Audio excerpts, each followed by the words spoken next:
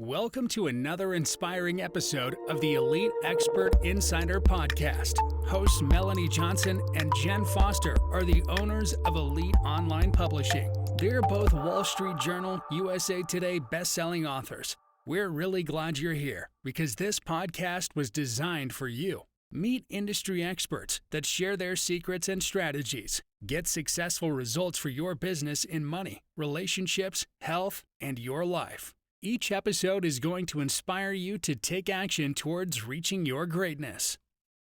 Hey everyone, welcome to our show. I'm Melanie Johnson, your host, along with Jen Foster. Hey Jen. Hey everyone, how's it going today?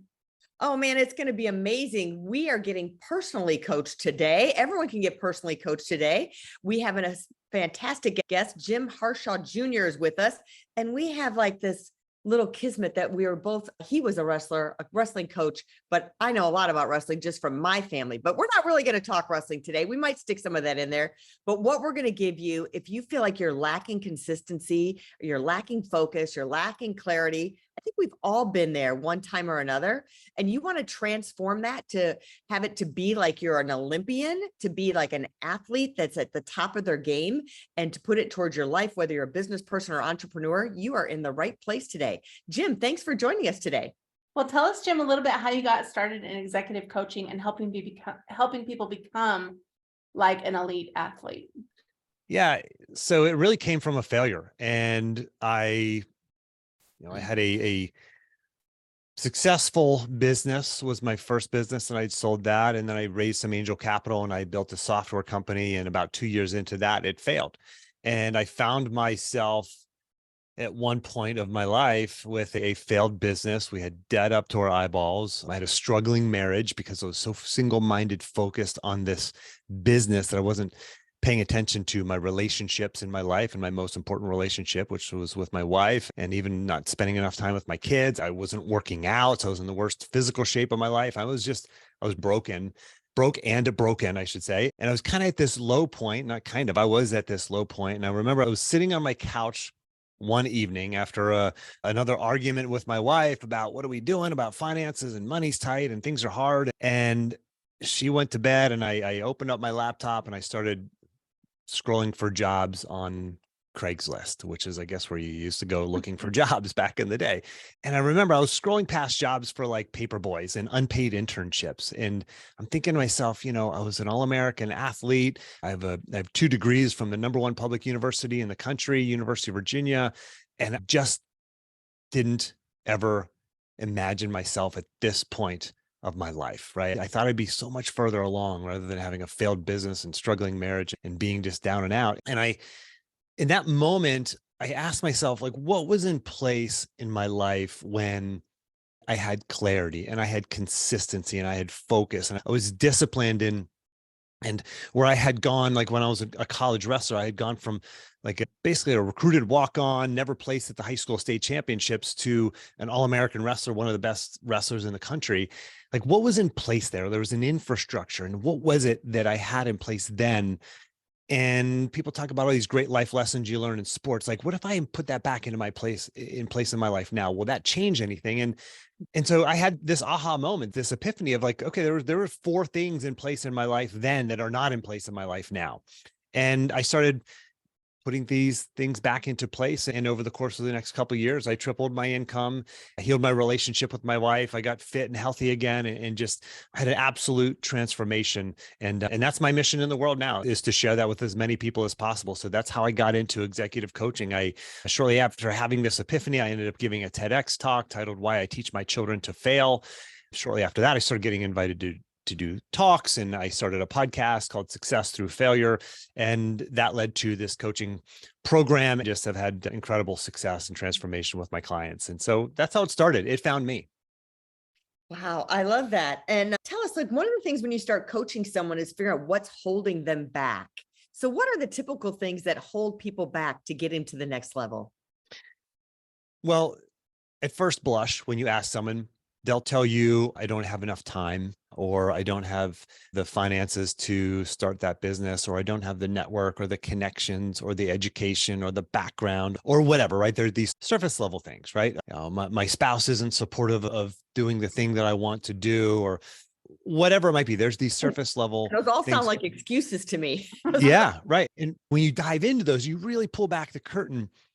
It's internal. It's not external. Like those are sort of the manifestations of the internal challenges, and the internal challenges is really where it's at. And it's the lack of clarity, it's self-doubt, a lack of confidence in certain areas. It's a feeling of, I've tried before and I failed, and we are inherently wired to shy away from things that we failed at before. But that's really where success lies. And when you look at the highest performers in the world who I've had a chance to interview on my podcast, whether it's in business or Navy SEALs or athletics or you name it, failure is a necessary ingredient of success. And the most successful people in the world, they've actually failed more than everybody else. Like they don't like failure. They don't seek failure. They're not okay with failure, but they can be resilient, and they have this clarity of mission, this clarity of purpose, this clarity of action, that when you have that and you have this infrastructure around you, the support system, the right people, like I had when I was competing, like an elite athlete has, or a Navy SEAL or an Army Ranger, this infrastructure and this clarity of purpose, you can find success through failure. So really, it's the deeper work that you have to do in order to solve I don't have enough time, I don't have the network, I don't know how, in order to solve those problems. So it's kind of like overcoming that fear, because it's that internal conflict that you have with yourself, right? Yeah, absolutely. It is. It's always that internal conflict. And listen, we all walk around with smiles on our face and posting great things on social media. But the truth is, in the work that I do and that my coaching team does, we get to really see the challenges and the struggles that all these very successful people have. I mean, our clients are generally successful people. I mean, we work with attorneys and neurosurgeons and successful entrepreneurs. And from the outside looking in, it all looks great. And it is. They have a lot of great things in their life, but they know there's another gear inside of them. They know there's something holding them back. And that's really what we get to untangle for them.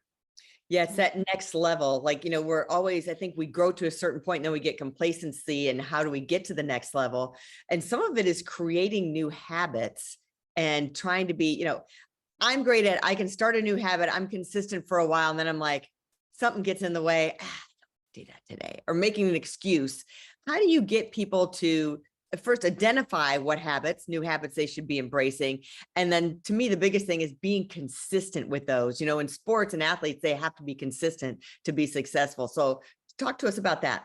Yeah. So first you have to step back before you can step forward. And we always take this step back where we help people identify their core values, create a very crystal clear vision for their lives. Because, again, in athletics, we know what that is. For me, when I was a wrestler, it's the top of the podium at the national championships. It's very clear. I mean, it's not, there's no gray area. It's very clear what success looks like as an athlete. In the real world, we don't have that. Most of us haven't taken the time to define what that top of the podium looks like in the real world. And so once you define that, and then you identify what are the values that drive you, then you can set the goals. And then once you set the goals, the very clear goals, measurable goals, we set what we call micro goals, which are also sort of like they're a goal, but they're just the smaller sort of 30-day goals that you can track, like a KPI or a OKR. This is a metric that you can track. Then you can identify the habits, right? So it's a long way to get to the habit, right? We want to just say, okay, I'm going to wake up early. I'm going to eat right. I'm going to drink more water. I'm going to exercise. And that's all great. It's really important. But when you put the importance, the clarity behind that, the vision behind that, then you can become more resilient, because, you're driven by something more than just like, oh, the guy I listened to on a podcast one day said I should wake up early and exercise. It's like, well, no, like, what's the purpose behind that? Well, if I wake up early, do my exercise, and do whatever I have to do, then I will be the father I want to be. I will be the entrepreneur I want to be. I will be the leader that I want to be. And that's where we have to start. And so that's how you get to the habits. And then how do you be consistent with them part of it's, encapsulated in what I just talked about. But the second part is you have to have one of the 4 pieces of the framework is this we call it the environment of excellence. And when I was wrestling, I had an environment of excellence. I was around teammates, right? I was accountable to them. They were accountable to me. I had a coach or coaches who They kicked me in the rear if I needed a kick, or they helped me see my blind spots. And I had a lot of them. We all have a lot of them. So you have to be surrounded by these people who are holding you accountable. They're forcing you to hit the pause button and get off of the treadmill of life and say, hey, what's working here? What's not working here? What am I pretending not to see and not acting upon? And when you have that in your life, in the real world, then you become more consistent and you become more focused, and you stay on what we call stay on the path. The program I coach is called Reveal Your Path, and it helps you stay on the path when you have not only this clarity and this vision, but also this environment of excellence. I like that, because with kind of your model that you have, that focus can kind of stay there. Because I think that's where I get derailed all the time, because it's like, oh, I lose the focus, or I lose, and maybe it is because I'm losing that goal, like you're talking about. Like you're not focusing on that. Yeah, that's right. And so often we drift and we don't realize that we drift. And the one thing, if there's such a thing as a secret to success, I've interviewed, like I said, Olympic gold medalists and CEOs, et cetera, on my podcast, like you guys have, these elite performers. I would always ask them, what's the one habit you most credit for your success? And for the New York Times bestselling author, it was never the writing. For the Olympic gold medalist, it was never the training. It was always this version of hitting the pause button, like stepping back, working with the coach, journaling, taking a retreat annually with their spouse or with their company. It was this version of hitting the pause button. And I look back at my wrestling career and I thought, what was the 1 hour that was most important to me all season long? It wasn't in the wrestling room, wasn't in the weight room, it wasn't watching film. It was the 1 hour where I sat down with my coaching staff at the beginning of the season and created a plan for the season. And so I've coined a term for this concept, and I call it the productive pause. And this is the secret. This is what keeps us focused and on track. And the productive pause is defined as this. It's a short period of focused reflection around specific questions that leads to clarity of action and peace of mind. That is what we're all seeking. Clarity of action, peace of mind. That doesn't come from waking up and doing the same thing today for no better reason than that's what I did yesterday, and waking up tomorrow and jumping back on the treadmill of life and doing the same thing tomorrow because that's what I did today. We have to hit the pause button on a daily basis. It's as simple as saying, how do I win the day today? On a monthly basis, it's evaluating your progress upon your goals and writing down your micro goals for the next 30 days. On an annual basis, it's stepping back and looking, back on prior year and looking ahead to the next year. So there's different sort of versions of this concept of the productive pause, but that's the secret.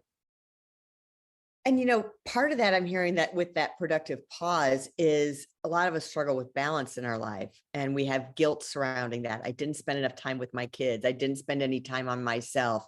And how do you create that with not feeling like you're letting something fall through the gaps and having guilt? Yeah, that's the thing. Like, so many of my clients come to me and they, they're crushing it in some area of their life typically. But they always feel like they're shortchanging one or the area or the other. Like they want to crush it in business and crush it at home as a spouse, as a parent, but they always feel like they're shortchanging one or the other. Or maybe they also want to be, healthy and fit and all that. They just feel like they're always juggling and dropping one of those balls. And so what we do to help remedy that is we set goals in 4 areas. Very clear goal. Written goals, smart goals, in 4 areas. Number 1, relationships. That's the most important. We want to go to the money goals, the career goals, but relationships is number 1. We know that from the Grant study at Harvard. Is the longest longitudinal study on human happiness ever. And it boils down to healthy relationships is number 1. It makes us happy. So number 1 is relationships. Number 2 is self goals. Number 3 is health, like health and wellness. And number 4 is wealth, like those financial goals, those career goals. So those 4 areas. And when you do the productive pause, let's say once a month, and you identify what those goals are, and you identify what the micro goals are, and you say, okay, I got to plan a date night with my spouse. My wife's birthday is coming up, or, I want to spend some more time with my kids, specifically doing this activity. I need to do this in my health and wellness. I got to commit to doing this thing. And then in my business, to hear the metrics I have to hit over the next 30 days. When you do that, when you hit that pause button, and then you write those micro goals down, you have them literally right beside me, 2 feet away from me as I sit here and talk to you. When you have that clarity, you can stay on track in all of the areas of your life. It's not easy, but it's simple. I like that where you say it's simple, because I think a lot of times I overcomplicate things and think, oh, it's too hard. It's too many steps, too many micro things. And then you don't do any. Right? Yeah. If you just identify, that's what I do with our clients is we say, okay, what's the one thing you need? Or maybe 2, maybe 3 things you have to do over the next month. Like if it's, maybe something small, then you can maybe do 2 or 3 things. If it's something bigger, then it's maybe just one, but it's like, well, I need to go have coffee with that business mentor, or I need to, go have a date night with my wife, or I need to sign up for that gym membership that I've been talking about doing. Like, those are all 3 very simple micro goals that we can all act upon. And if we just do those, check the box, do those, forget about it, go on about life. And then next 30 days comes back around, you go, okay, here I am. I've signed up for the gym membership. I had the date night with my spouse. I've made these business connections. Man, I am moving. I'm advancing the ball on all of these goals, and I'm keeping it all in balance. I think one of the things I'm guilty of is making too many micro goals. Like, I've made, so I want to be an overachiever. So for in each category, I've got 10, 20 goals in each one. And then the end of the month comes by and you feel like a failure, instead of going, I accomplished 4 of these goals or 5 of these goals, or even 2 of these goals in each of these categories. And yay me. I'm like, but then I still feel like a failure because look, I had all this rest on my list. So I really philosophy of, don't overwhelm yourself on the list. Do something that's really just achievable, and then really do that well, check it off, and then move on to the next thing and make the new list of going to it. And that's why we need this person outside of us. That's why we need this coach who's saying, wait a second, Melanie, I think you're biting off a little more than you can chew here. Why don't we, you got 7 things you want to do in this category. Let's look at 3. Let's keep all 7. And let's say, if you achieve these 3, this is a win. And these 4 are kind of bonuses, right? And so when we have that person outside of our own head, they can help us sort of be the governor and say, hey, back off on this one, maybe dial this one up a little bit more. And that's so funny. My next question was going to say, why do you feel people need the benefit of having a coach? Why do they need a coach? And what's the benefit of having a coach? We look at elite performers, let's say Tom Brady, right? The GOAT of football, or we look at elite performers in business, and whoever that person is in your industry, for the listener, in your industry, who's crushing it. We look at them and we go, gosh, they just kind of have it together and they're doing all this on their own. And when you actually hear these people talk, they talk about their coaches and their advisors and the people. Tom Brady had a quarterback coach. I'm pretty sure Tom Brady knows how to throw a football, but he still had a quarterback's coach. He had a strength and conditioning coach. I'm pretty sure he knows his way around a weight room. He had a fitness coach, nutrition coach, right? They have these people around them, and we can't listen. I could have been a wrestler. I could have been a really good college wrestler without a coach. Would I have been an All-American, 3-time ACC champion, Olympic hopeful? No, I would never have gotten there without a coach. And so, yeah, sure. Listen, I'm doing well. You guys are doing well. Listening wherever you're at, on the treadmill or walking your dog or driving, like, you're doing well. You can do even better when you have somebody outside of you asking you the hard questions, helping you see your blind spots, helping you have clarity of action and peace of mind.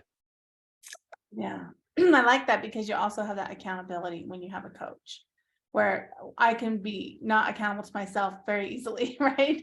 Sure. Oh, I didn't do that. Oh, well, Yep. instead of, Likewise. you have to meet with a coach once a week or once a month, and you have to report, and it really has that accountability to it as Absolutely. as well as the coaching and the uplifting and the someone looking on the outside. That's Well, right. I got a bunch of notes, and I hope it was helpful to everybody else, but it was definitely helpful to me as well. So Jim, thanks for joining us today. Tell us where we can find you. So if you just Google my name, Jim Harshaw, Harshaw, you'll find me. You'll find my website, jimharshawjr.com. You'll find me on all the socials, on Instagram and Twitter, LinkedIn, Facebook. Just Google my name. If you want to join and sign up for a free coaching call with me, you can go to jimharshawjr.com/apply. If you just want to get access to the action plans from 400 plus interviews, just the Cliff Notes, go to jimharshawjr.com/action. So I look forward to interacting, connecting with anybody who has questions here. Awesome. And what's the name of your podcast again? And people can go and subscribe to that. Success Through Failure. Success Through Failure. We're on every podcast platform. We've interviewed Tim Ferriss and Olympic gold medalist Shannon Miller and Jack Canfield, and you name it, a lot of amazing people on there. Awesome. We'll put all those links up in the show notes. Great. Thanks, guys. Thanks for joining us. And if you're looking to become an author and a #1 bestseller, contact us at Elite Online Publishing. We help you write and publish and market your book. We'll see you next time. Have a great week, everybody. Bye. Hey, are you looking to increase your revenue, build credibility, and elevate your brand? This podcast is brought to you by Elite Online Publishing, an innovative publishing and full spectrum marketing company. They will publish and market your book to make it a #1 bestseller. Becoming an author is the best way to market your business. So contact them at eliteonlinepublishing.com today. All of their authors become #1 bestsellers.